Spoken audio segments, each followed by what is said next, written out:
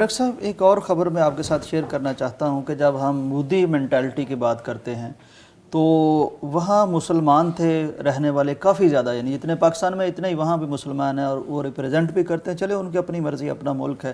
Colonel صوفیہ آتی رہیں جب بات کرتی رہیں، اب وہ جو بلکہ بی بی سی کو میں دیکھ رہا تھا، انہوں نے یہ جتنے ہماری طرف سے یا ادھر سے وہ چہرے جو آ کے پریس کانفرنس کرتے تھے، جنگ کے حالات بتاتے تھے، تو انہوں نے کہا یہ وہ چہرے ہیں جو جنگ کا چہرہ بن گئے، یعنی جب ہم جنگ کو دیکھتے ہیں یا مانتے ہیں یا سنتے ہیں تو یہ چہرے ہی سامنے تھے۔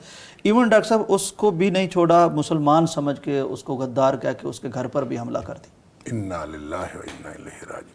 اصل میں دیکھیں جو انڈیا کے اندر تو ہم پہلے بھی کئی دفعہ بات کرتے رہے ہیں کہ جنگ میں نا یہ مسئلہ نہیں ہے کہ کوئی پاکستان کی طرف سے کوئی واقعہ ہوا ہے یا کوئی دہشت گردی کی مسئلہ، یہ مسئلہ نہیں ہے۔ ان کے ہاں ہندوتوا کو امپلیمنٹ کرنے کا اور ہندوتوا کی کامیابی اصل میں مسئلہ ہے۔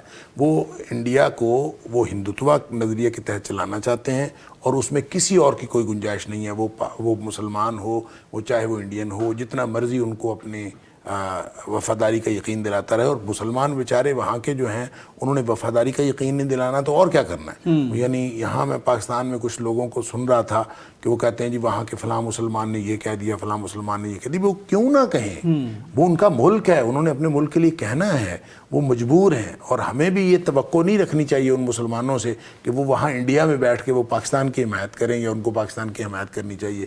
قطعاً نہیں، آپ قطعاً ان سے یہ توقع نہ رکھیں۔ وہ بیچارے وہاں بیٹھے ہوئے ہیں، مجبور ہیں، وہ اپنے مجبوری میں جس طرح کا وہ رویہ رکھتے ہیں اور ان کو رکھنا چاہیے۔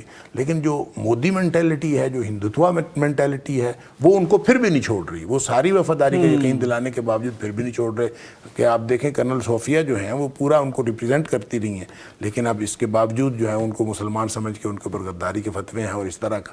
تو یہ تو ایک مینٹیلٹی ہے جو اپنے علاوہ کسی کو قبول کرنے کے لیے تیار نہیں ہے، اور اس وجہ سے پھر پوری دنیا پریشان ہے۔ اور اس کے یعنی صرف اکیلے ہندوستان کے لوگ پریشان نہیں ہیں اور پاکستان کے لوگ پریشان نہیں، پوری دنیا اس کی وجہ سے پریشان ہے۔ بالکل صحیح۔